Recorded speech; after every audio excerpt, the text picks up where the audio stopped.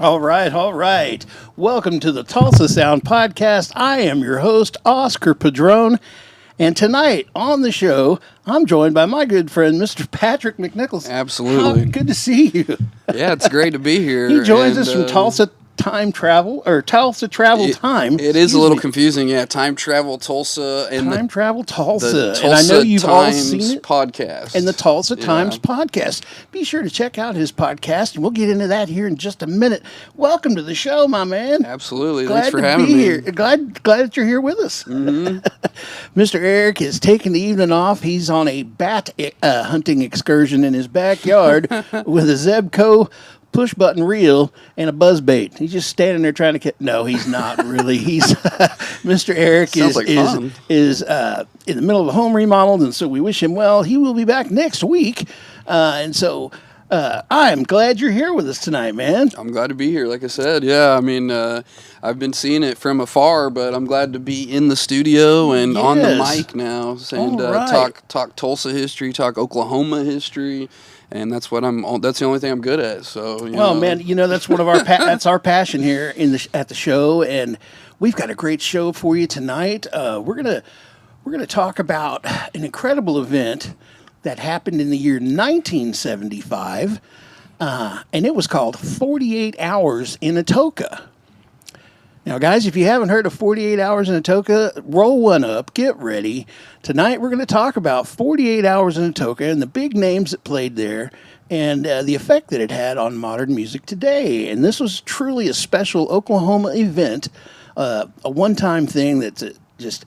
I can't believe I didn't know about it. Did you know about it, Patrick? I've heard of it over the years. I didn't really dive in deep until recently, but it is one of those uniquely Oklahoma things that at the time, it didn't really seem like the biggest event, but when we look at it, hindsight 2020, it is it made a difference in even that progressive country that people call outlaw country,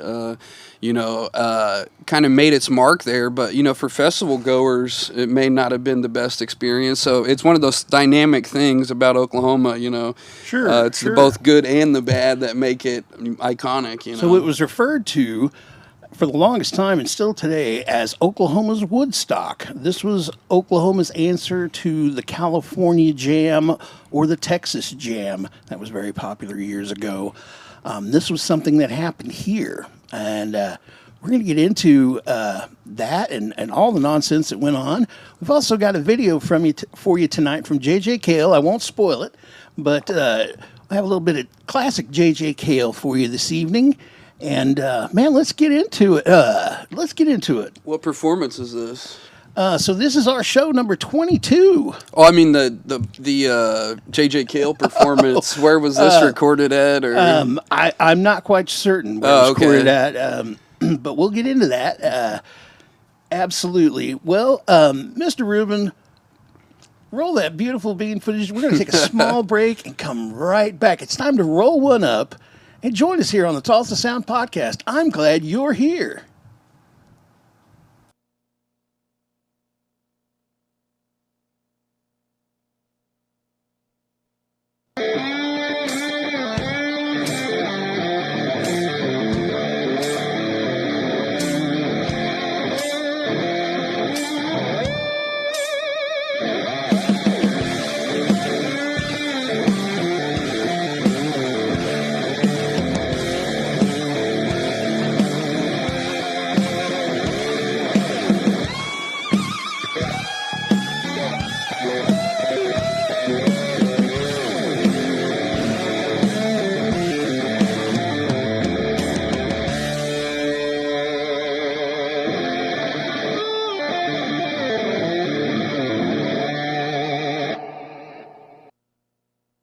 We're back. All right. We are glad you're back here at the Tulsa Sound Podcast, and I'm joined by Patrick McNichols. This is going to be a great event. We're going to get right into it. Let's talk 48 hours in Atoka. Yeah, and it's one of those events, like I was saying, it made a bigger mark than we even realized at the time. I mean, it was in the New York Times, and I have a few quotes from that, but 1975. August 30th. Yeah. Through 31st. So basically, this time that long ago, it Yeah. was kind of Labor Day weekend, and we had performers from everybody from Merle Haggard, Willie Nelson, Waylon Jennings, and then the rock side of things, which wasn't as heavily advertised for. We'll get into that as well, but Jerry Lee Lewis, Freddie Fender. I mean, it would have been an interesting event to attend. A total close to an estimated 100,000 people, and $10.50 a ticket, which got you a T-shirt. That's a good deal Wow. these days, and it wasn't a good deal for the promoters. They actually didn't end up making much money from it, and some of the performers didn't even get paid. So I mean, it went in 48 hours. It literally went the entire time. Waylon went on at 3:25 in the morning. Yeah, back in the old days, they would literally play all day, all night at these festivals. They didn't stop at 11 o'clock because of a noise ordinance or something. Well, these things went on and on, despite the noise ordinance sometimes. Yeah, they didn't really have too many people other than tokens that were really the ones that were being affected by it. Some people were making good money. A guy from the restaurant said that he was, they were everyone that came to the restaurant, he fed them and had a good time. They were thinking even about doing it again, but again was nixed. But the whole idea was actually 15 miles outside of Atoka, so it was really just this open land that this guy, if you want me to get into the story, Yeah, about they had to clear some land. They had to bulldoze some roads in order to get folks in across private property, 2 miles of private property, from what I understand. Yeah, and according to this article that I was reading, it was a guy, Jerry Bob Nix, who was a Dallas attorney and a public accountant, and his friends at the time were in this kind of real estate investment boom where you'd buy land in Oklahoma and Texas, surrounding areas, for very, very cheap. And then this kind of scheme got upended, and so that land in Atoka was just basically open for grabs. So these guys still had money. They just didn't know what to do with the land. And he was out there, Nix, with a few friends, and he was hunting. And so he came up with this idea while he was listening to some of the music on the radio. And then once Nix kind of came together, he got with promoter Ray Clevenger, and then Jim Halsey is the agency who booked all the performers. Yeah, he was a very famous and powerful booking agency out of Tulsa, Oklahoma. He ran it. His name was Jim Halsey. It was called the Halsey Agency. Yeah, and he's still got a spot. Yeah, they're out in Manford, I believe. No, not Manford. Near mountains, south of Glenpool. It's been a while. I went in Manford. He had like an open house out there. It's not Manford, forgive me. Yeah, it's somewhere near Tulsa. It's somewhere near Tulsa. South of Glenpool, south of Jenks. And he's got the records on the walls, signatures from everybody. Mounds. But he did like open house there, and so I got to visit back when he was a consultant with Ken Burns for the country music series. And so he had an open house, and you could go in and, I got a photo with him and everything. But, yeah, he was a consultant, I believe. I could be wrong on that. But he was working alongside him, and Dayton Duncan actually premiered some of that country music here in Tulsa. That's a fabulous documentary for anybody listening. And I think it may even, I know it mentions Oklahoma plenty of times, and a lot of these artists. Segment on the Cain's Ballroom in that doc. Yeah, in the earlier part of it. Mm-hmm. For sure. Wow, so what was it like to meet Ken Burns?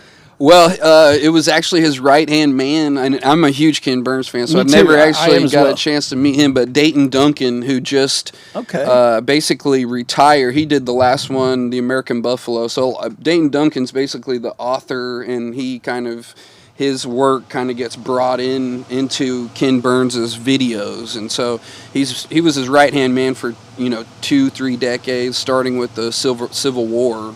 That's a great doc as well, and I recommend the baseball doc and the jazz doc, all from Ken Burns. All of them, I mean, that's enough to keep you in a Ken Burns hole for a month or better. For sure. Some people, one of the acts that played out there at 48 Hours in Atoka was Larry Gatlin of the Gatlin Brothers. Mm-hmm. And, of course, Hoyt Axton made a very special appearance out there, and Jerry Jeff Walker, to name another. And these were big names in the what they called progressive country scene at the time. Yeah, the newspapers were calling it the progressive country. And it's interesting to think that in 1975, Waylon Jennings had the hit song, "Are You Sure Hank Done It This Way?" And that really, when you listen to it, it encourages change in country music and kind of a revitalization of sorts. And, in this time in 1975, the Vietnam had just ended, and, Right, we were just talking about this. It was a real tenuous time in U.S. history because the Vietnam War had just ended, a war that this country had been in since the mid-1950s. It was 1975, and people were just sick of it. People were done. And really, nobody cared anymore. The fact was, people were just sick and tired of it, and they wanted a disco. People wanted to move into the disco era, which started in that time period. And so it was a really strange transitional period between the counterculture and the establishment at the time. And so the hippies and the cowboys fit in somewhere within all that. Mm-hmm. And that happened only here in Oklahoma.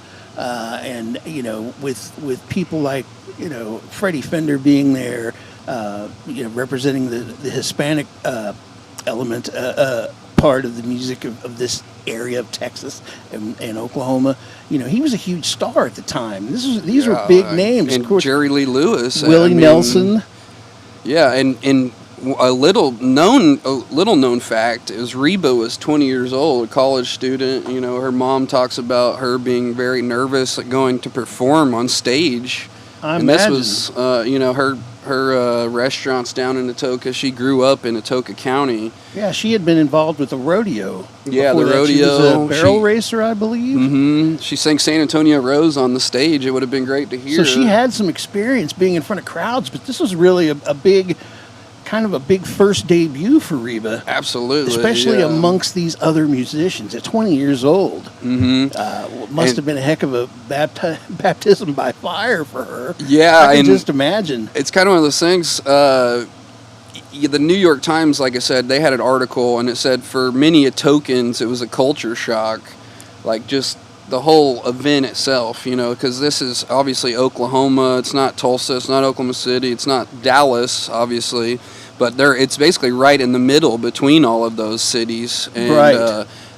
So that's kind of what they used it for and began advertising, on the radio. And they were saying it was going to be country rock, again, with Jerry Lee Lewis and that rock, Freddie Fender kind of rock styling. And then, it goes on to say, quote here, Atoka's elders got apprehensive and almost backed out. Goodness. The festival. Just the word rock alone was enough to raise some eyebrows and cause the establishment to clutch their pearls down in Atoka. Back then, of course, pearls were worn with overalls in Atoka at the time, and still are today. And one other kind of interesting thing, and obviously Waylon Jennings, known about him, he had played bass for Buddy Holly, and he ended up giving up his seat to the Big Bopper on the fateful morning of February 3rd, 1959, and that was the day the music died. And Don McLean wrote the Winter that in Dance 71, American Pie in 71. Yeah, it was called the Winter Dance Party. Mm-hmm. And Waylon's last words to Buddy Holly on that night were, "I hope your plane crashes." After he said, "I hope your car wrecks." Yeah, well, he said something like, "I hope you freeze your ass off." Yeah. I hope you freeze your ass off in that bus. That would have been a tough one. Non-heated bus ride. It's just interesting to think maybe Buddy Holly would have been on that show if circumstances were different. Who knows? I mean, all these individuals borrowed from Buddy. Yeah, they all did. Absolutely. Every single one of them did. And so, there was a lot going on down there. The establishment was threatened. The country was in malaise. People were like, we don't fucking care anymore. People were growing out their hair. Mm-hmm. People were... Their beards. Growing out their beards. And at the same time, there was a very rigid establishment here in Oklahoma. And so, certainly 48 hours... in Atoka represented, a chance to rebel, a free-spirited thing, and to emulate what these people had been seeing with the Texas Jam, or the California Jam came first, and Woodstock up in New York. That just happened in 69. Now, this was 75, and back then it took about 6 or 8 or 10 years for things to filter in to this part of the country from either coast. You know, my dad actually attended Watkins Glen the year Oh, it's after, huge. and That so is yeah, huge. that's one of his claim to fame. But they ended up moving to Oklahoma a few years after this event, and so they were kind of hippies themselves, and they built a house out there, and that's kind of where I grew up. So not too far from Atoka, really. So yeah, it was in a wooded area Mm-hmm. on Atoka Lake itself. And Oklahoma was on great. on the side of a hill. They put the site on the side of a hill, and it helped, kind of specifically, it helped the outlaw country movement. Yeah, and of course it wasn't called that, but people No. like David Allen Coe, who had spent 18 years in the Slammer, he was was the there. one, and he said in a 2004 interview, the origins, this is him, quote, origins of outlaw country began that weekend in Atoka. So that's a quote directly from David Directly Allen Coe. from Coe, and yeah, 48 Hours. Many consider it the beginning of the country or outlaw country music movement. And there's still people from Oklahoma that talk about, I was there, and or even saw the subsequent film that came out, and of course. It didn't stay in theaters very long. We're actually still on the search for it. I was searching have the not internet found the film. everywhere, and I think some of that has to do with the bad reviews, and also there's some complaints over somebody didn't sign a release, but there's also there's some things up in the air. Maybe they shouldn't, or maybe they did sign a release, but they just didn't like the way that the film turned out. This article from the Tulsa Tribune, for instance, was not favorable. It actually said, and I quote here, "The filming is horrible. The editing is even worse. Camera angles framing lacked imagination and were totally off the mark." And then it goes on to say a beginning high school film class could have done better. And they should have never admitted to signing the release to appear in the film. And it premiered at the Fontana, which is 51st and Memorial. And then the Forum, the theater, which not the Williams Center Forum, but the Forum Theater, which is 21st and Sheridan area. Yeah, absolutely. I am a proud Nathan Hale graduate, and that was in the neighborhood of the school. Yeah, and and right down the road. It was in 40 theaters in Oklahoma total, but yeah, it didn't last long. Jim Halsey, I guess this is from what research that I found, it said many acts did not sign a release for the movie under threat of more lawsuits. The movie disappeared, but in another article it says that they shouldn't have ever signed the releases. So I think that's kind of the up in the air aspect of it, and it went on to even rip it even more. It said, "Don't waste your money. Even if you get in free, you'll come out on the short end of the deal." So the Tribune, of course, was kind of known for being opinionated and whatnot. But that article is actually found on the historical, or actually the library archive. So that's where I found that article.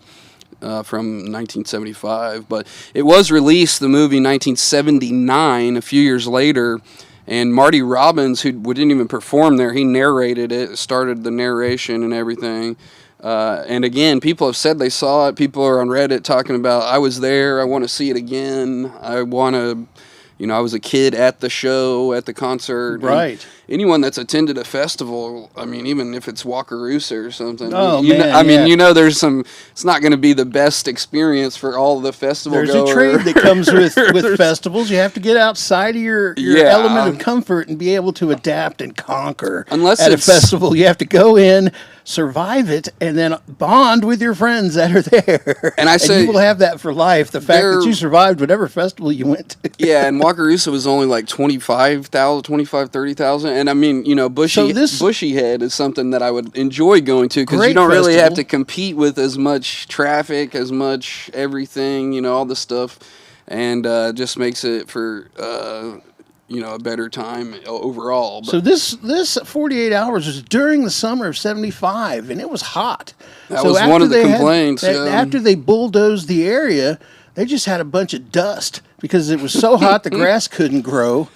and it just kind of made things, terrible. It's kind of like an amphitheater, the way that they built it in. So when you see those photos, you kind of see the photography going on the towards hillside. But they even went to say, I can't remember who it was, but someone rode a motorcycle onto the stage. I was either, I think it was, I don't know if it was Waylon Jennings, but it was one of the big timers. But yeah, they rode a motorcycle onto the stage. But almost in every one of those articles, you'll hear or see dust, dusty, dirt, any of those words. Sure, and you can see it in the photographs. It's kind of like mist in the air. But they say that from Colgate, you could drive up Highway 43 to the College Road, and then you drove across 2 different pastures. So if you drove the 2 miles after that, you entered a gate where this event took place. And then it was a little ways further down. People actually rode horses to the event back then. Some people chose to. Not everybody. A few folks did. It would have probably been. They were complaining about being stuck in line. I don't think you would have been stuck in line if you rode the horse. So that would have been an advantage at that time. So the fence yards were placed about 100 yards from the bandstand. People were hot and dirty and dusty, and they didn't see how they stood it over there, being so hot. Some of the people in Atoka said, like, what are they doing out there in the heat like that? But they did set up something to pump water out to the people from the lake to cool people off, and it never made it over that part of the festival. People came from everywhere to this thing, and it wasn't Atoka County. 40,000 people attended. And that's a lot, or no? So it's anywhere from 100,000 to 40,000. So to talk a little bit about and even that article right there, it says 40,000, and so that number. That's where I got that number. That number was from the highway patrol or the law enforcement. So they kind of had their own attendance numbers, and then of course the managers had their own attendance number. But they actually said that there was 100,000 tickets sold, so festival which management is a little bit will of typically underreport numbers like a club yeah, owner. and it's not if like the it fire was, marshal asks a club owner how many people in here, and he's got 500 in there, he'll say, "I got 350 in there." The numbers are always underreported by the festival. And I think it was one of those things where it was 48 hours, so not everyone was there at one time. It's not like it was a 3-hour concert and that was the attendance, So over the time, even today we talking about events that happen and there were this many people there. So when a minute ago I said it wasn't Atoka County. It wasn't Atoka County that set up the water pump.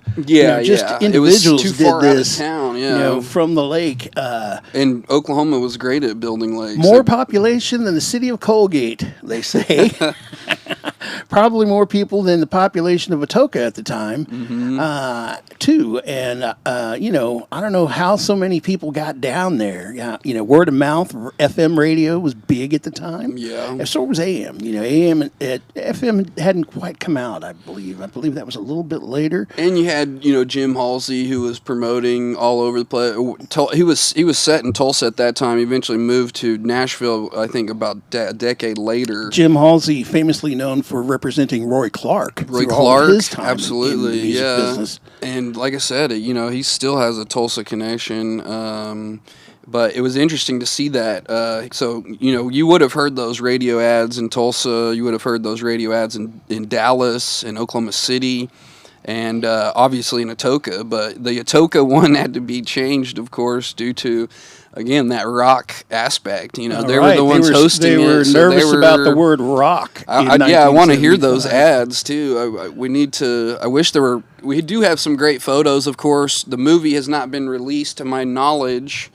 But I think, it'd be great if anyone has any of that content, to be able to share it or find it, or, you never know when some of this stuff comes out. But it is one of those things we kind of look back on, and it's definitely more historic, even for the festival goers that may not have had a good time. Maybe it was hot for them, But looking back on it, they were there at that historic event, and I think that's really what makes a difference. And there's probably even people we know that have connections to. Oh, absolutely. And I will throw one of those connections in right now. Don White, a root of the tree of the Tulsa Sound, one of the reasons we do this show, he played that show. Yeah, I saw that name. Don White was there, and that comes to me courtesy from Stephen White.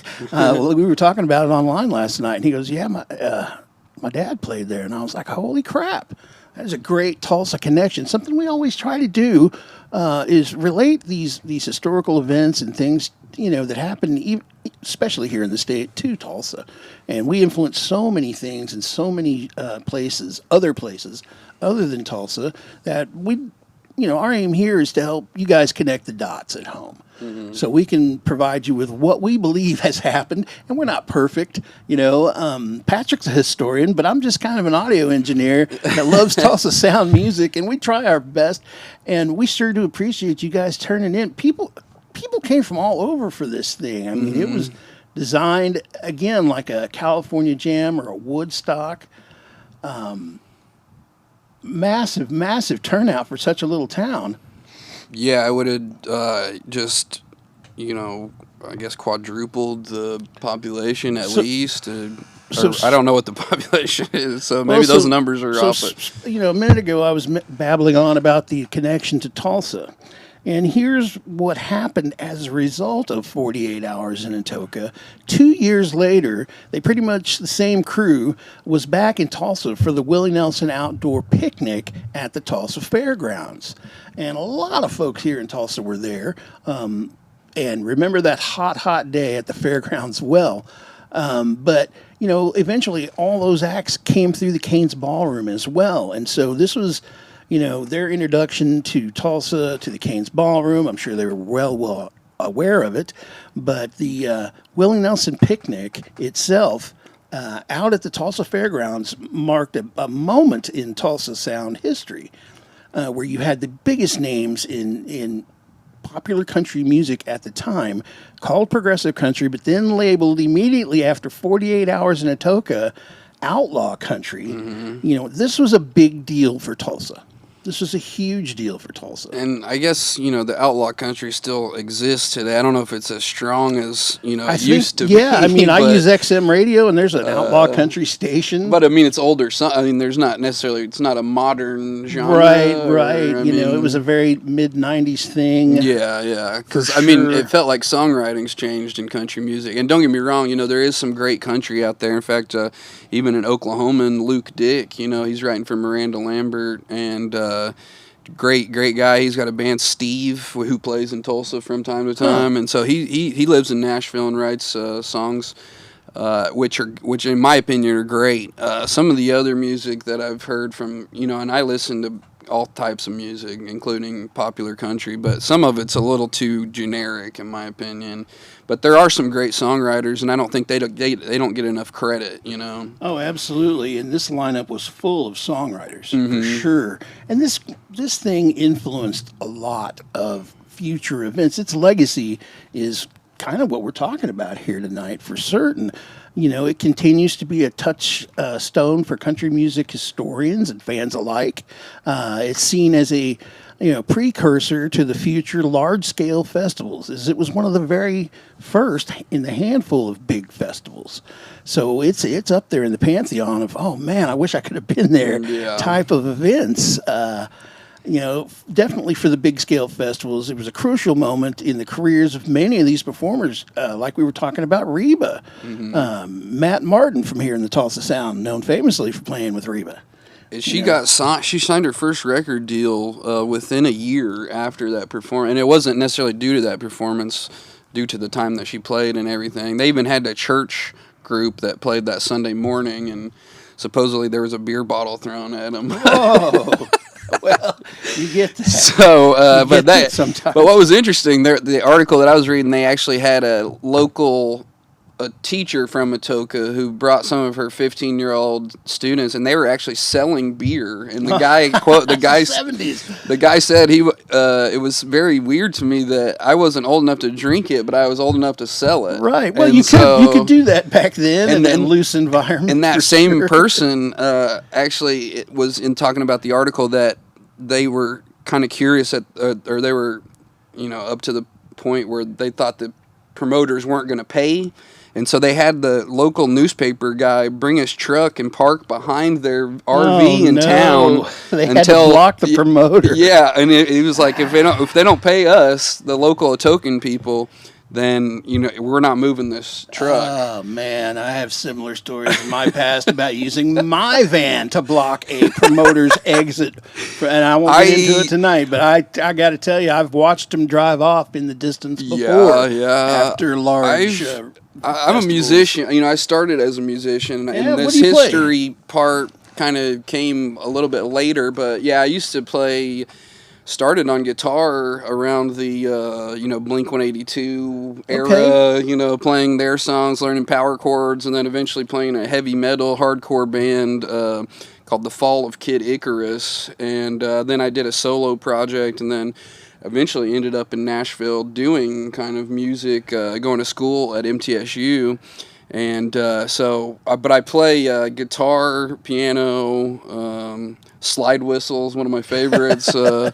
But yeah, just some things here and there. But yeah, I've. So you know enough about you're basically a producer. I mean, you've got the talents, the skill set of a music producer. I think it all changed for me once I got like a laptop like this, and when I could record myself with my music, and then I started making music videos, and I was trying to count how many music videos I've made. I've made so many. I think that's me editing the music video. I have the rhythm and the pacing. And so it's that same, if you were playing guitar, you'd be on cue, and I do that with the music videos. I think it kind of fits that way. And so, people that don't necessarily have that music background as editors, I don't know if they're as good with music videos, Well, I don't know. I'd like to think so, but different people have different skills in different ways, and I find this in particular with observing many editors in their process. Mm-hmm. In my heart, I feel that the editor has the ability to tell the story. I mean, they're the ones that actually do it. In the end, the editor has told you that story, and if they have an artistic, spirit, if they are not just a technician. Yeah. Because there are a lot of people that can do it, but it's got no soul. It's got no emotion in it. It's kind of cut and paste and put together technically correctly. But you watch it and you're just not interested, or it doesn't retain your attention. There's no is what it's called. There's no retention in it.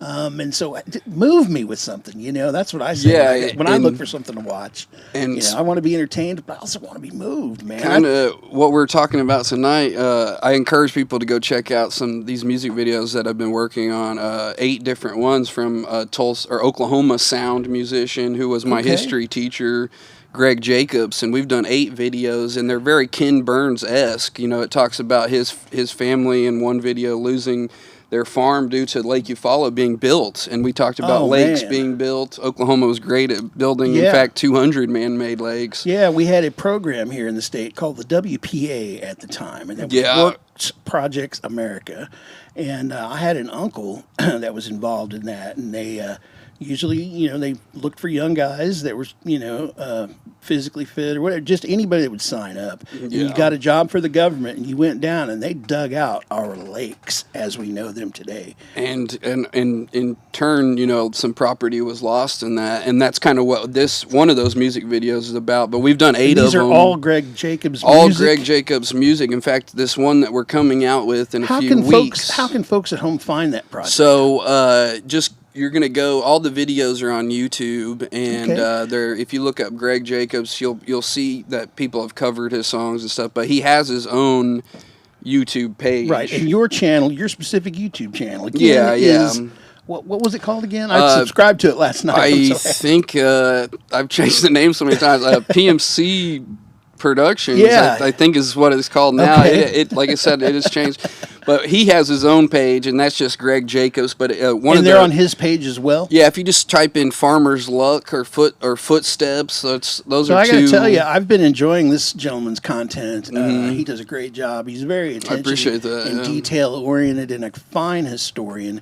And the crux of his content is Oklahoma. I mean, this is what he does, and he does this history time lapse with digital technology that can literally take you back in time from a certain place that I believe you find marked with GPS after a location. Tell us about your process. On that. So yeah, this started actually back in 2018. A coworker of mine who, when I was working at Channel 6, he was a collector of old images and whatnot. Okay, so you worked at Channel 6, KOTV. Yeah, for a number of years, and you worked at CMT also. CMT downtown Nashville. So I interned there, helped them launch their app and everything, and then really loved Nashville, but it's too crowded for me now. Sure. It was starting to become even, I lived in Murfreesboro, and it's all become one city now, and it was further south. But yeah, but I worked there, and long story short, he was a collector of these images, and so he posted one of these, old images, and then in the comments, he posted like a Google Maps image of the same location. And that's when everything kind of started. I was like, what if I kind of overlay these two?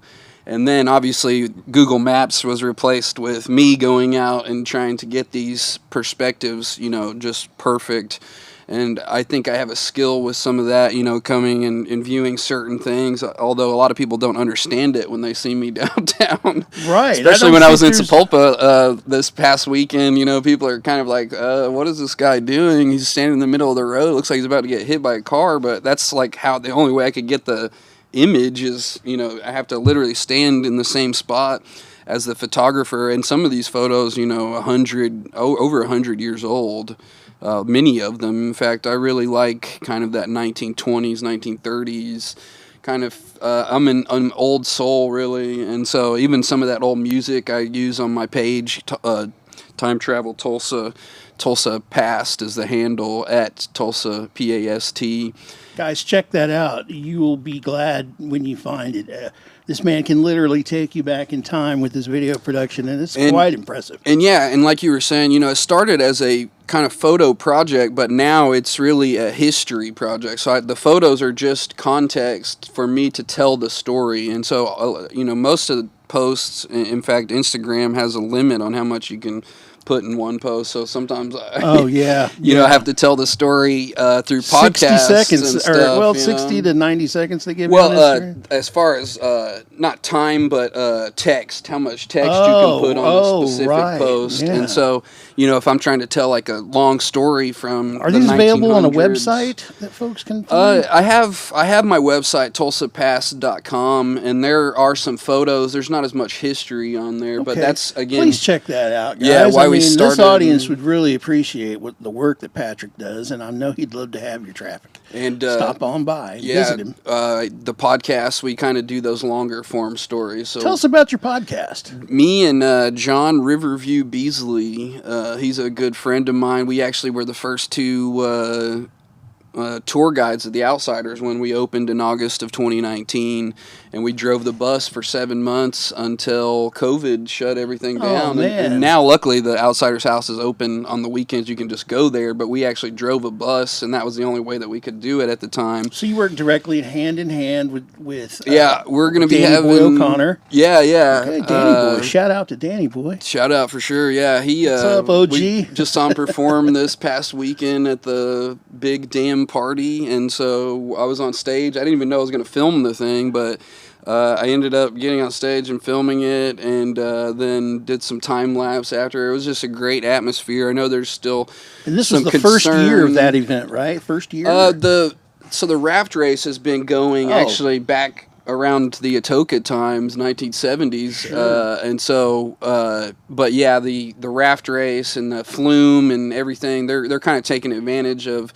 what really was decades long of needed and kind of just development, and I think it was the perfect time to do it now, even though there are some concerns about the water and stuff. There's some great journalists that are working and talking about that, and not to necessarily scare everybody, but more to just keep people entertained, and I feel like that, or not entertained, but informed. Sorry. Sure. Well, So- it was really a big part of Entertained and It informed, was I a really guess, big these part of days. Tulsa culture in the 1980s. Was Yeah, the, yeah. The river raft race, and radio stations in particular got behind it. KVOO. KRMG. I Or remember yeah, that. that's That who. was a That's really big they were the sponsor ones of that it. actually that were the spearheaded the event. You know, and it's a, you know, that to be fair, the Arkansas River, it can be a very dangerous place to recreate. Yeah, And it's- so, you know, take that word of caution before you rent a raft or something, or build a raft and try to go down Yeah, it. well, in our recent episode, we do an hour and a half just on the history of the Arkansas River. So we talk about literally 29 million years ago when it was formed, where it started in Colorado. And then, of course, you know, we were talking about lakes being formed. Keystone Dam is actually what controls the river now. So Right. it's a lot either less water or more water at certain times, and you know, there's certain levees, so the river's actually in control a lot more as long as everything stays in place, and you know, everything's aging infrastructure. So there's where some So of the the event was concerns. held on Zinc Lake this week, and for And folks that don't know at home, could you explain what Zinc Lake is exactly? Because a lot of our out of town guests don't know. So Zinc Lake was actually it's been named that for a while. Zinc was actually John Zink, who won 2 different Indianapolis 500s as not as a driver but as a owner, I believe. Right, he was an owner. Yeah, in those events. and it was named after him. Obviously, the bridge is Williams Bridge. They were one of the bigger funders, including the city of Tulsa, who publicly funded the bridge. But yeah, the Zinc Lake and the dam, actually Zinc Dam is the area right next to the lake where So it's part of the Arkansas. It's a section of the Arkansas River. Yeah, and it's not a not- separate body of water. Because I saw somebody online asking, "Where is Zinc Lake?" Yeah, yeah. Where's And- this damn lake? Where's the entrance to this lake? And even though we call it a lake, it's part of the Arkansas River. Yeah, and it's not unusual to have, you know, rivers in downtown and people to use them for recreation. In fact, Nashville has the Cumberland right downtown. Sure, San I mean, Antonio does San it as Antonio has well. the Chicago. river. And then Oklahoma City has been doing the river walk kind of aspect thing. And then That's St. true. Louis and Chicago's another but Oklahoma big one. City, I guess we kind of followed them in this sense that they're having the Olympic trials for certain of water sports at the Wave Park or whatever it's called down there in Oklahoma City. I think it's they built it a few years ago, but rafting and kayaking and stuff. Well, the row team practices down there. Yeah, for the TU, and they've rowing been doing and- that for years. Oh yeah, And those folks are in and out of that water all the time. But it is dangerous, you know, especially down the low water dam area. Guys, be careful. yeah. You They know? definitely have the water quality tests, but it doesn't. It tests for everything that you need immediate health if you're going to be in the water, which they don't encourage you to be in the water necessarily, which is kind of counterintuitive. No, but I can tell you, I worked at the Holly refinery. Yeah. And there was plenty of drainage that ran straight from that refinery straight into the Arkansas River. and so Pipes just straight to it. I mean, no filter, They- no. They had nothing. since cleaned that up and put a retaining wall there, but again, you know, they test it, but it's those the petrohydrochemicals that you can't test. Well, if something or you're happens, not the wanting to refinery test. is going to win the right of way in these battles. I mean, we Well, can try to enforce stuff, but Yeah, the biggest losers are the people really Absolutely. right downstream if something were to happen, and that'd be Bixby, Jinx, and beyond. well, but Sand Springs, you know, it was, you know, they live in the backyard of a refinery, and Brandon Jenkins once wrote a song about that. yeah, and there's 3 of those levees upstream again that are aging infrastructure that they had planned to make bigger,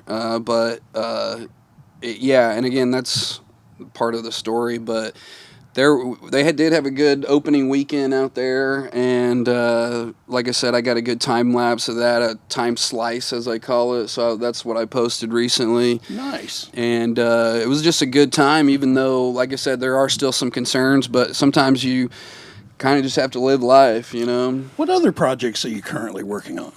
Like I said, with the Greg Jacobs, we're going to be coming out with our latest music video that talks about Oklahoma sheriff for Shakota who was killed by Pretty Boy Floyd in the 30s. And so it kind of talks about how, you know, mostly we think of Pretty Boy Floyd and he's kind of the one that everyone would know. Right. But when we mention Irv Kelly, Oklahoma loves Pretty Boy Floyd. I mean, he was one of the Lived the in gangsters Tulsa. that people looked up to. Yeah, 513 East Young Street in the north side, not too far away from the Outsider's house. in Yeah, fact. my mama's daddy, my great grandpa, had a filling station in Dawson, and that's northeast side of Tulsa. And she got a glimpse of Pretty Boy Floyd one day at the gas station, and she Nice. would light up even into her 70s Talking about telling me it, that yeah. story. And so that's how well liked, of course, Oklahoma had just become a state, and we were outlaw territory until then. And so, there was a big place in the folk hero world at the time. And just to talk about Dawson briefly, excuse me, I did a post. Excuse me, let me get a drink of water. So, yeah, I did a post on Dawson specifically, which used to be named Coal Bank. And that's actually where a lot of coal mining. And so I did this post, and it actually went viral on Instagram. You can find it on there. The history of coal mining in Oklahoma, and so in Tulsa specifically. Yes, and a lot of people don't know there were coal mines in Tulsa at the time.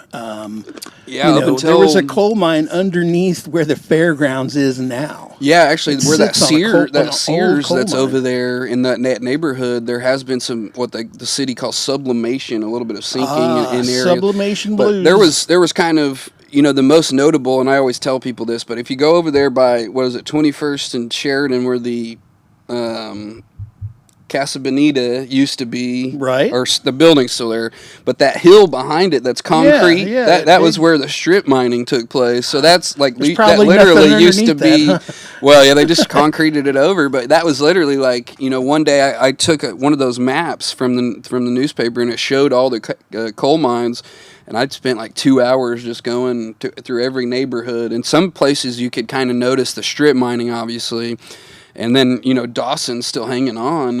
Yeah, and it was a separate city from Absolutely. Tulsa, but it was in Tulsa at the same time. It's still out there. Yeah, and there's still is separate. The railroad tracks are still there. I mean, and you can kind of see there's some adjacent buildings nearby as well. But Oh, yeah. Coal Bank was originally what it was called, and then Dawson is actually my mother's maiden name. So I've always kind of had the wonder. Dawson gene in a sense. Well, there certainly are Dawson folk, and I hope y'all are watching now and enjoying this for sure. Yeah, for sure. It's part of our unique thing that we do here that's uniquely Tulsa. Mm-hmm. And we're very excited about your upcoming projects. Guys, please check out his work with Greg Jacobs in these films. Absolutely, yeah. Find him on YouTube. Find him on Instagram. He's very easy to find on Instagram. And look for him on the Bookface and all the socials. Are you on Twitter at all? I've had a page, but it's not active. I mean, the last thing I think I posted, it's all sports related. So I only get on there for a sports update. I'm a big sports guy, including Tulsa sports. I work the Oilers for the last 8 years. Yeah, at the BOK Center. And then the arena football, and then I'm a big Drillers guy. I'm a big Tulsa Athletic soccer, they're starting this weekend, and Okay, yeah, so I try to go and enjoy all the local sports. the arena as football well. is great, guys. It moves fast. It's a lot more exciting than I thought. I've had the privilege to work on some of those productions as well. Yeah. And it moves fast, and the balls, it's a really, even though you're at the BOK Center, it's still an intimate environment, especially for football. And Marvin Jones, the coach, he's a good guy. I ended up running into him one night. We ended up drinking and partying. It was a good time, but yeah, he's improved the team way more wins than we did the last season or before our previous season, which was our first season. And I want to say his son right now is playing for Georgia, which is the #1 team in the country. And so he had his own NFL career as well, but yeah, Marvin Jones. So go Tulsa Oilers football. Absolutely. We want to encourage everybody to go out and check out the Outsiders House Museum. Yeah. And help support those folks there. We are definitely supporters of the Outsiders House Museum here at the Tulsa Sound Podcast. And, this man wears many hats. You wear a lot of hats, and from his work with CMT to the BOK Center to his work with Danny Boy O'Connor, this is a man of many talents. And so if anybody out there needs a historical documentary done, this is the man to talk to. And I'm not being facetious. Yeah. We would love to help support this young creator, this young artist. This man is got a heart of gold, and we'd love for you to, there are a lot of small towns.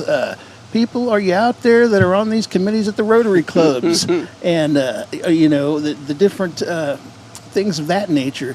This is who to talk to about getting the story told of whatever group or community you're involved with done the right way. The evidence is in his productions, and I just, I wanted to let you know how big of a fan we are of what you do. I'm just a big, I'm a big questioner. I'm always trying to ask the question why, and that leads me into a lot of different places. What have you discovered in your travels as far as history? What have you found that's shocked you?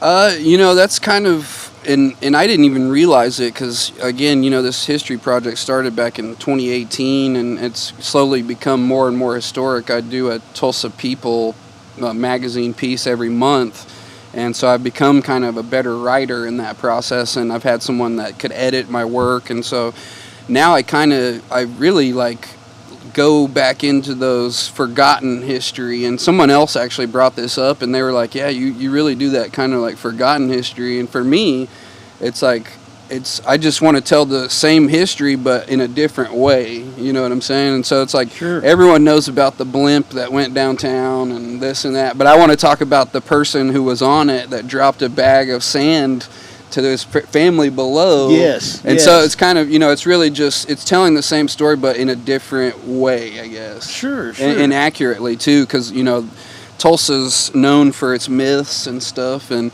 so some of that it's not about, trying to find out what the myth is. It's more about kind of, as they say, truth is stranger than fiction. So you end up finding out more cooler things along the way. Gold nuggets in Tulsa of information. Many Tulsans have gone on to inspire many, many different writers, filmmakers. There's a reason that we produce great athletes here, and we produce great ballerinas here, and gymnasts here, and trumpet players, and I mean, the list goes on and on. It's not just electric guitar players. It's not just fiddle players. It's not just Roy Clark or Garth Brooks. Oklahoma and Tulsa. Or Chris Gaines, yeah. Chris Gaines, my personal favorite. Of course, I really, and I'm unapologetic about this, but I have the Chris Gaines album in my car, and I absolutely love it. And I really wish that movie would have came out too, but The Lamb, as it was called, that didn't come out, but at the time they did have a VH1 special that if you look hard enough on YouTube, you can find it, but it's Chris Gaines behind the music.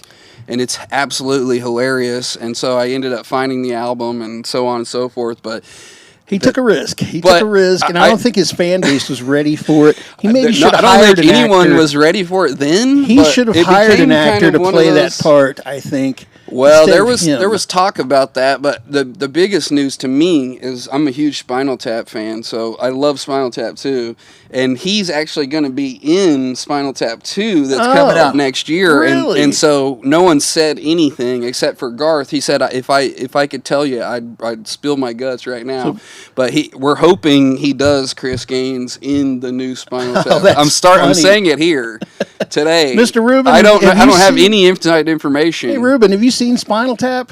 I have not, unfortunately. Man, you need to. Okay. It's on YouTube, if you too. Want to keep your job with this podcast, you have to watch Spinal Tap unedited. It's the edited version will be on YouTube. You got to watch Spinal Tap. He's heard Turn It to 11, and that's from the movie, obviously. Right. That's kind of one of the things that everyone knows. Tons of nuggets in that, of course. And but yeah, I'm afraid to admit it, but last year I watched it like 5 or 6 weekends in a row. Oh, that's no shame. It's on YouTube for free, so you can just pull it up. And in the 90s, Franz Dresser was in it, who was also in UHF here in Tulsa. Oh yeah, and Weird Al movie. Connection, yeah, with Weird Al, and Weird Al's such a great guy. He's been back, and he even has where'd they film that in North Claremore, I think. Huh. And so he's got something named after him up there. I can't remember what it that all production is, was here for a couple of years, I think. They actually wove their way into the Tulsa fabric in their temporary time here. Maybe not quite 2 years. Michael they were here Richards for a long time. was in that. And then, that was later, but the 80s, that was early 80s was Outsiders. And then, of course, Rumblefish, as you can see from my Rumblefish. here. When will Rumblefish the movie be out?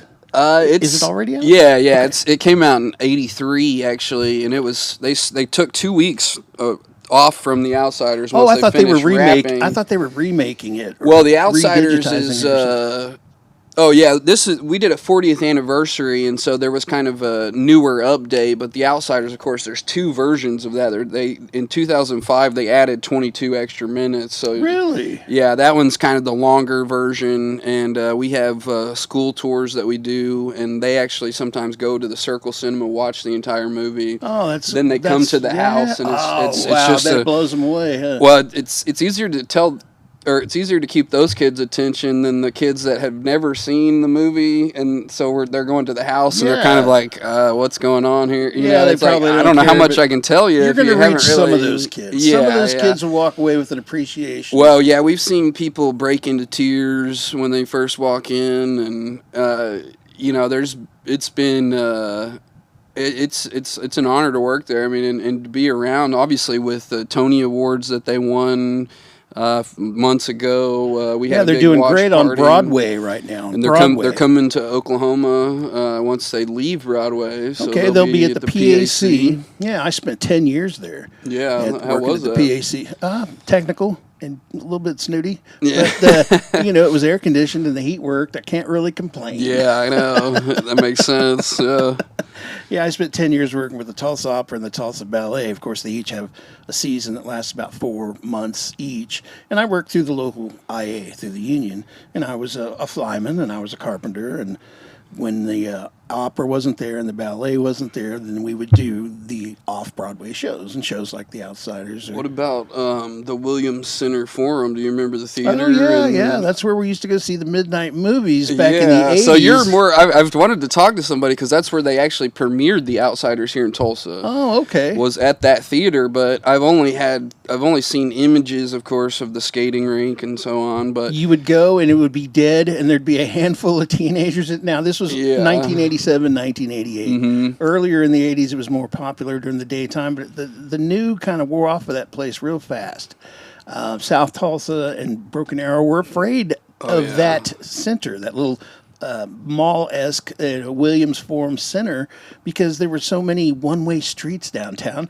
They literally didn't know how to find it. Yeah, and that was one of the big arguments. It was like, we can't find it. We don't know where. We're not going. Well, and it was one of those things that kind of like, downtown was obviously struggling. And so that building alone, the PAC and the Williams Center and that open area, it was all meant to bring people downtown, which the end of the 80s was somewhat of that. But the end of the 1980s was kind of a death nail for downtown. Yeah. And then it picked up revitalization in the early 1990s, about 92 or 3. You started seeing people going back in and putting sweat equity in downtown and really just fixing up what was there. The infrastructure was there. The plumbing was there. The parking was there. Why is everybody moving south and east?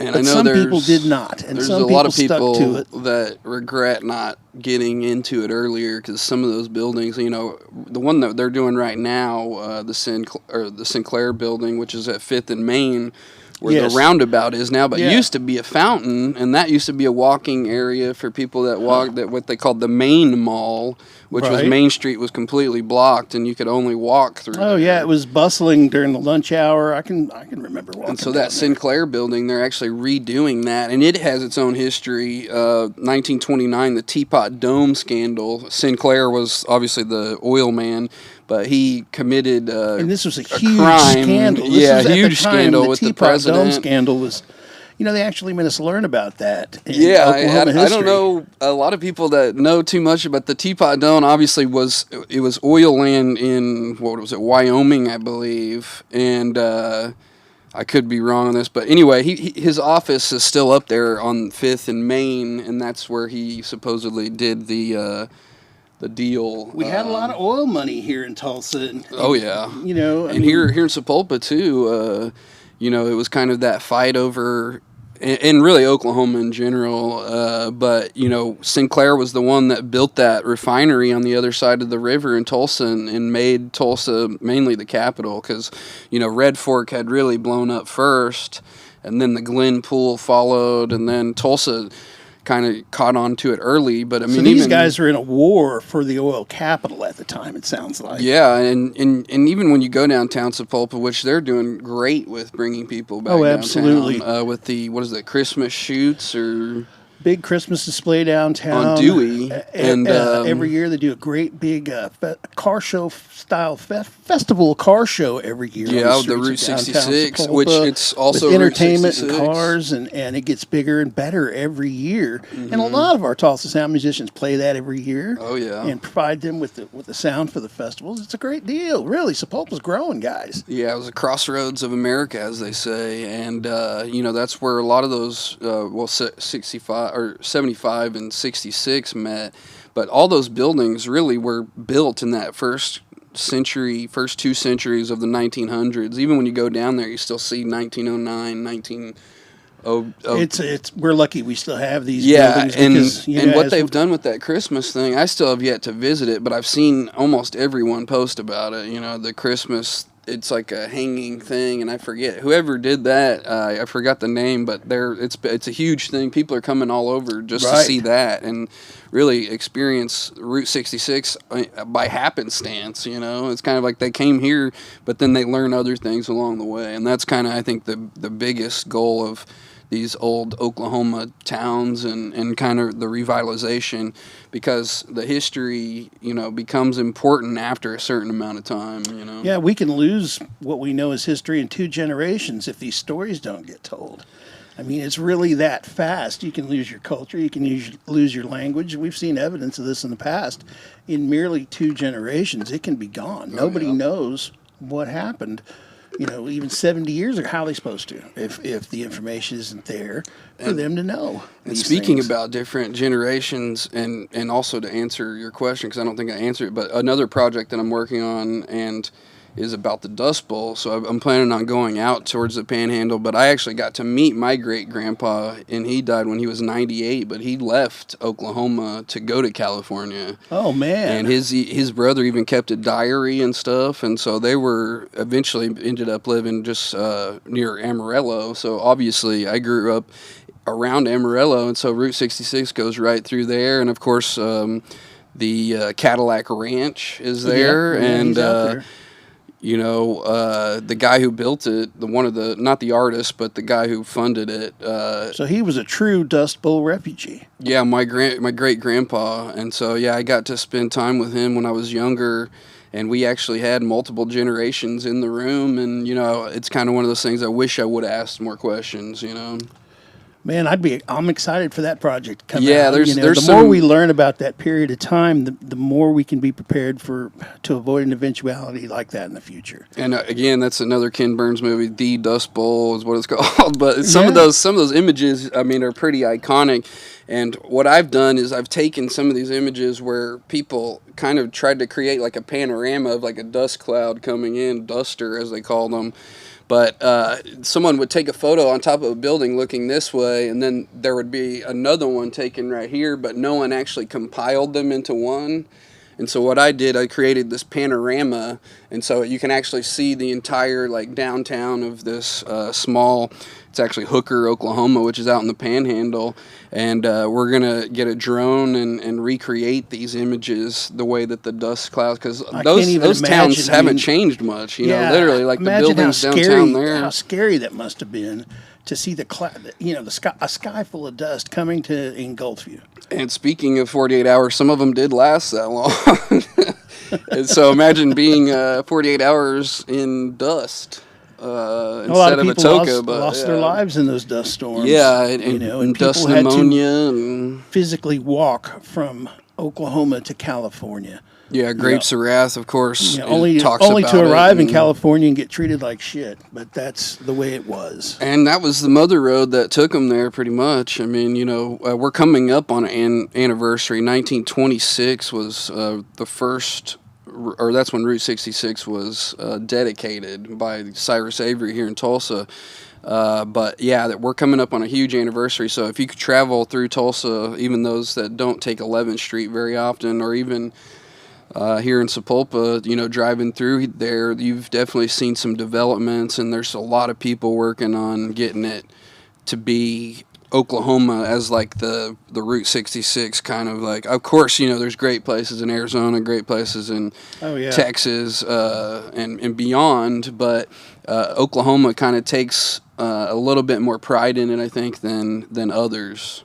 Sure. It's a great stretch, and it's being revitalized along the way.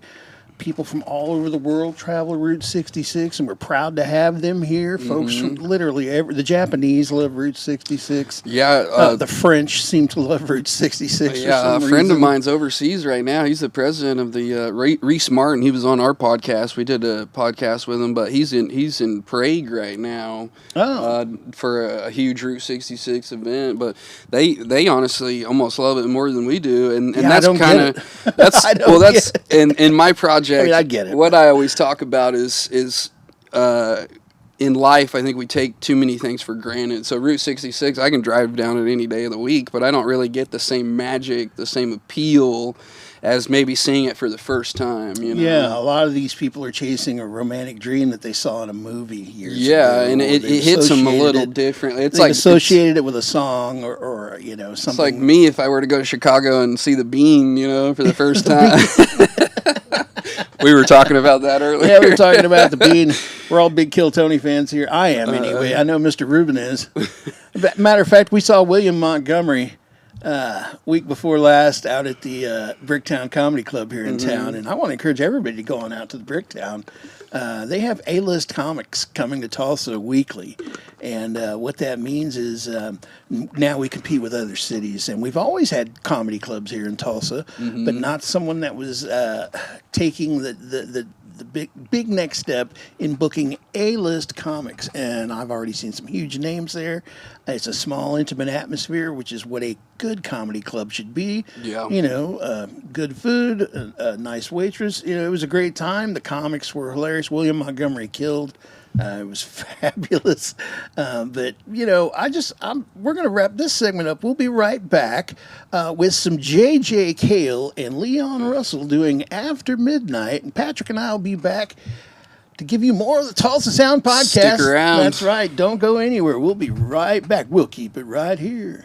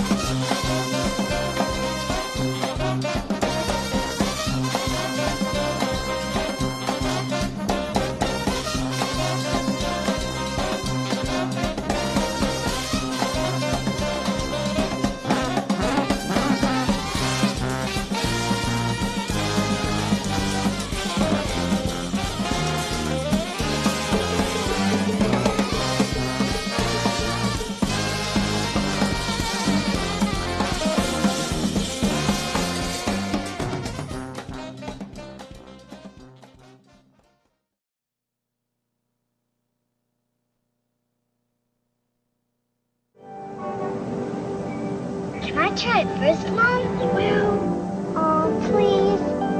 All right. A new generation of affordable cellular phones at an incredible price breakthrough from Radio Shack, the technology store. Hi, Daddy, it's me. And now there's a totally portable phone at a price we dare the competition to beat. He said we can. Okay, be there soon. Radio Shack, the first name in cellular telephone technology.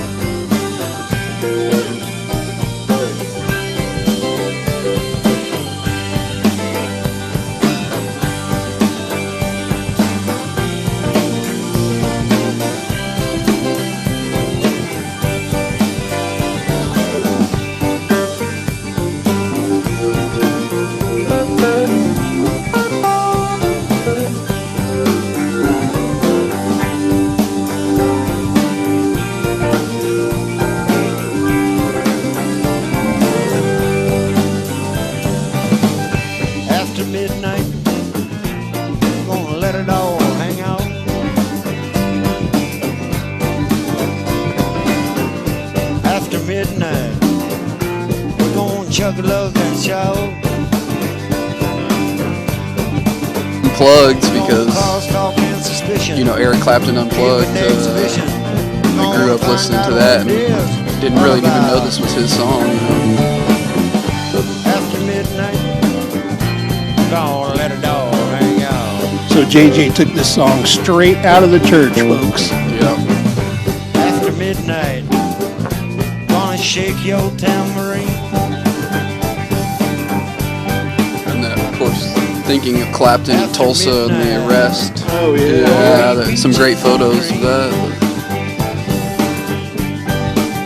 Yeah, we're gonna cause talk and suspicion. Keep an exhibition. We're gonna find out what it is all about. After midnight, we're gonna let a dog hang out. Play one, Bill.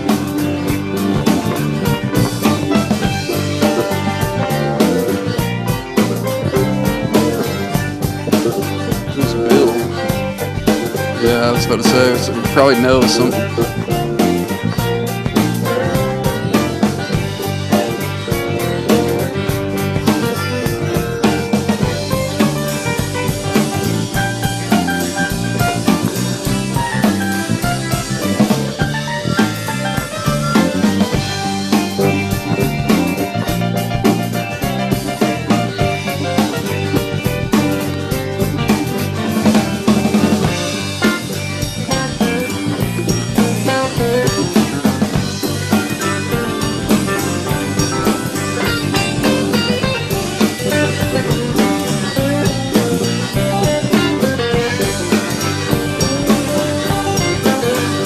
We're gonna cause talk and suspicion.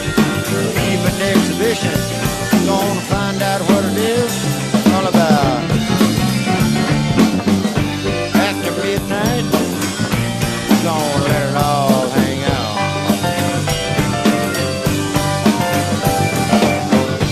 After midnight, we're gonna let it all hang out.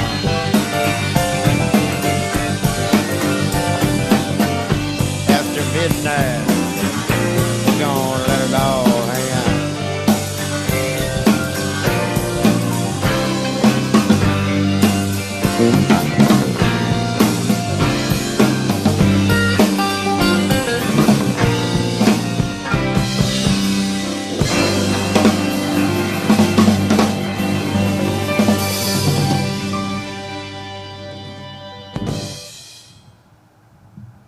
All right, After Midnight. Whoa. Yeah, like I said, Woo, obviously man. J.J. Cale's song, but it always makes me think of Clapton because that's who I heard it from first, Yeah, it always makes me think of, used to be a local band here in town called The Medicine Show.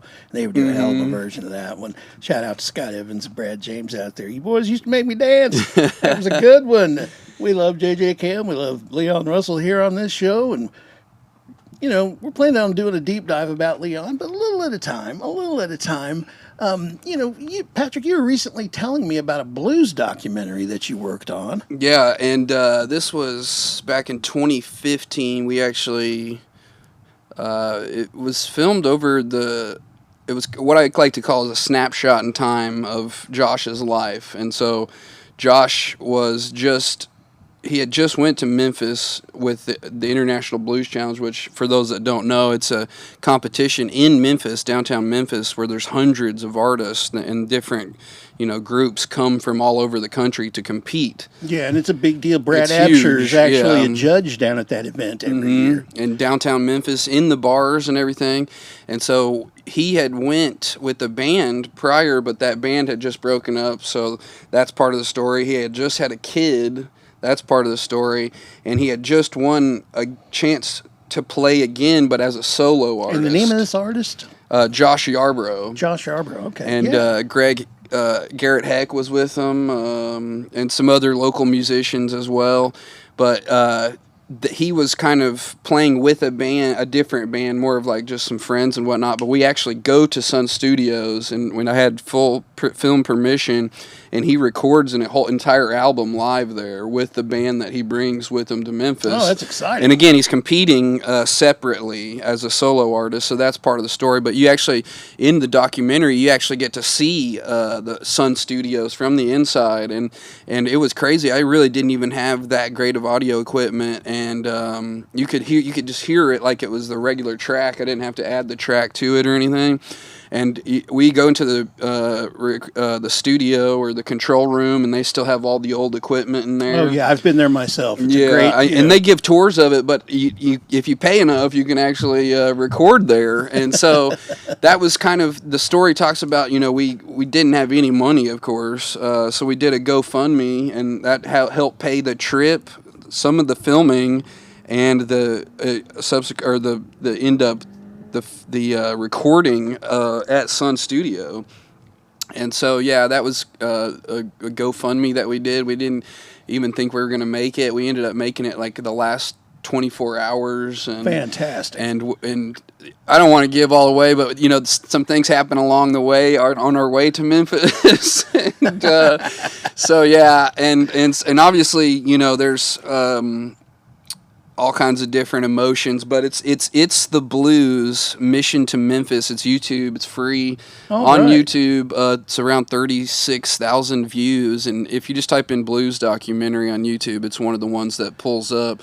And so it's easy to find, and I definitely encourage you guys to check it out, because it also check this documentary out, guys. Has Tulsa scenes, kind of. We filmed downtown in certain areas that don't exist anymore, like for instance the Spaghetti Warehouse parking lot in there. We had him playing music downtown, so it's all his music, and many songs along the way. So it's kind of like one long music video, but it's also a story too. And this was me as like a first time filmmaker. We actually, again, we didn't have any money, so we split the cost of the camera ourselves from our jobs, and ended up buying a camera to film the whole thing. Oh, wonderful. And then the greatest thing about it, it took about a year to edit, and it's one of my better, as I would say, even though it was early, but we premiered it at Circle Cinema, and it sold out 2 nights in a row. So it was just kind of like, I don't think I've ever been that successful with many other things in life. Well, I see nothing but success coming for you in the near future. Yeah, I got my fingers crossed. It's definitely great to work with a lot of people and just be friends with so many different people in Tulsa, and be able to bring concepts and ideas to different people about Tulsa and kind of where we're going, both history and future. Absolutely. This is the man to help you tell your story, your town's story, your team's story, your musician's story. This is the man that I would contact. So, guys, take it from me. And I haven't led you wrong so far. I mean, I told you what was going to happen before. You signed up for this. Yeah. You clicked on my face. Anyway, I encourage you to check out Patrick's documentary. And if you have anything, there are lots of civil organizations, schools. There are fraternities and sororities that need their history laid out in a modern, 2025, 2028 style digital version that is going to be technically correct. This is the man to talk to. I would suggest that for the retro feel, for music videos, for local Tulsa sound artists, or just a current modern music video. This man is multi-talented and certainly is connected. Yeah, I even sold some prints recently to a local government agency, so they're going to have those downtown in the buildings and stuff. And so everything from prints to video to... it really is kind of like you were saying, I wear many hats, but I do have a lot of flat bills, including with Danny's Outsiders to House of Pain to whatever it is. Nice. But, but yeah, I am kind of, I think for me, if I were only doing one thing, it'd be too boring, so I always have to switch it up. It's like getting a different flavor, Sure, it sounds like you found many offshoots from the same stream, which is your production side. That is huge. You know, this is the man that helps you present your final product to people. For anybody that needs a film made, for anybody that needs a documentary made, I can't help but think that there are several small town or city size. I'm thinking Rotary Club, but I'm also thinking of the other Or like a organization, Chamber of Commerce. Chamber of Commerce. Thank you. That's it. Yeah. Now I know cities. If you're on the Chamber of Commerce, if you're on a city council and you're seeing this broadcast, this is the guy that can help you put, your small town story together, your medium size to your big town. And we've done a lot of that with, like I was talking with Greg Jacobs, the music videos, and a lot of that's Oklahoma history, but specifically Shakota. And again, he was my history teacher growing up, and I didn't even realize that I had, such a talented and Greg Jacobs, a history longtime member of the teacher. Red Dirt music scene And here. he just posted on his page a picture with some old Tulsa Sound guys, and they're, I believe, outside the Colony, and the Colony.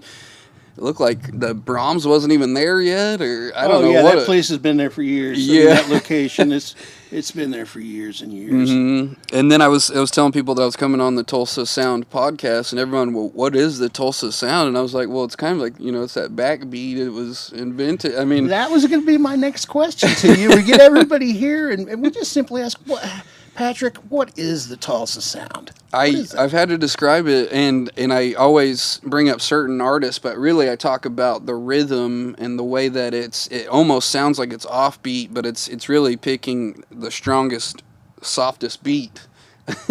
So playing from behind is what some people have called it. Sure. There's a drum beat that's known as a Tulsa shuffle that I feel is an essential element to it.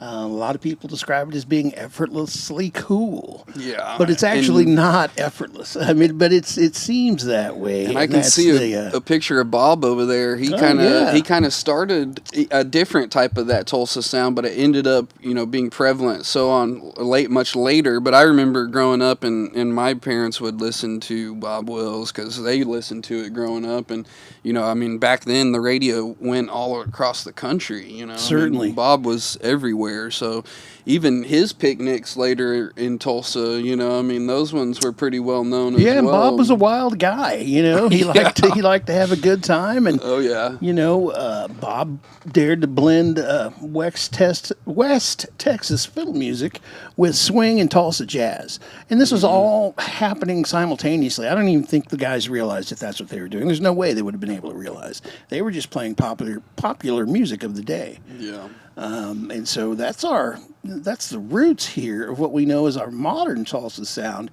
is where, we put the Western and Western swing, and we definitely have the swing end of that, and that's only from Bob Wills and the artist of the day, and his band in many incarnations, from the Light Crust Doughboys to the Texas Playboys. Bob did a lot of great things. We won't get too far into Bob. I could talk Bob all night. And his brother. I could talk Bob all night. But, he was the first he was the first musician to ever put a band on a bus. Was Bob Wills. Yeah. They did it from horse and wagon, from Turkey, Texas. That's far. Which the plan is to have that bus in Tulsa. I don't know what the latest on that is, but that was what I've the heard. plan, and I have seen photos of it. It was something that was started even earlier with.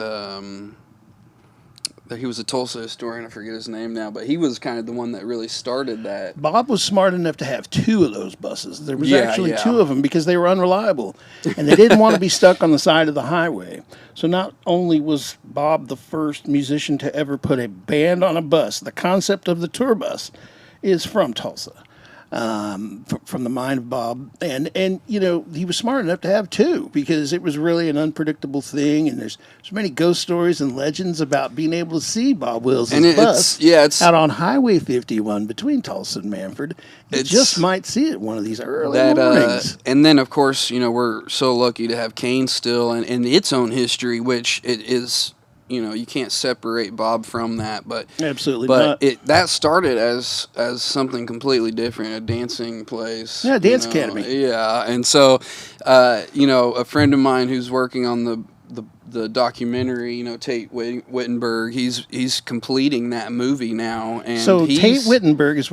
Tell me about this. So it's Raising Cain is the name of okay, it. So you've probably seen it. He's been working on it for a while, but it's really what's great. The fact that he's been working on it so long, he's interviewed people like Merle Haggard and these people that we don't have anymore, and so it's almost kind of like this.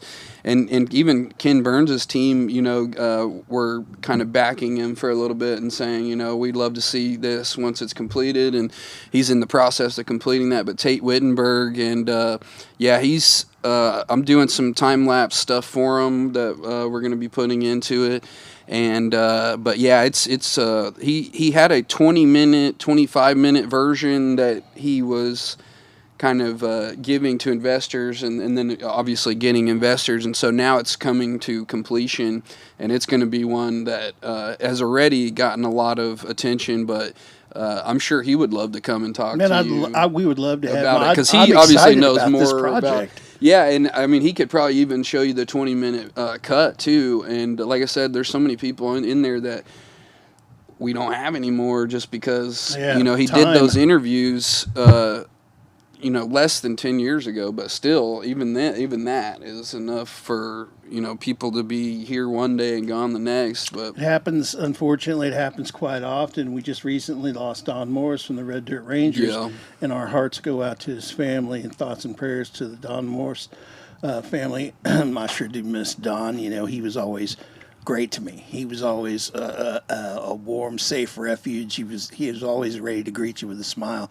And look for a segment about Don Morris coming up in the next couple of episodes. But we do lose people, and it's important to get these stories told. Absolutely. And unfortunately, this is the cycle of life. Mm-hmm.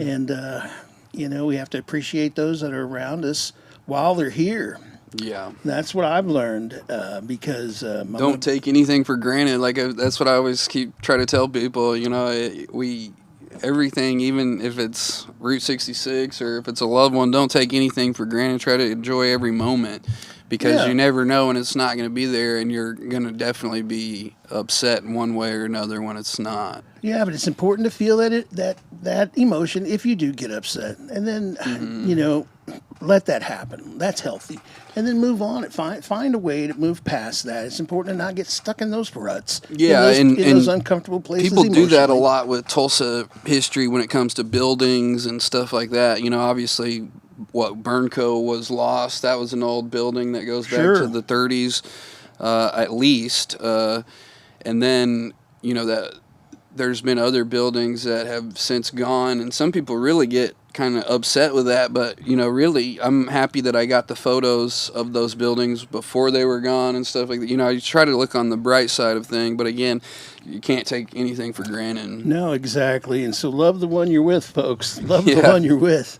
Patrick, I want to thank you for coming on the show. Absolutely, yeah. Man, this has been a pleasure tonight. Mm-hmm. We hope you guys have enjoyed the podcast.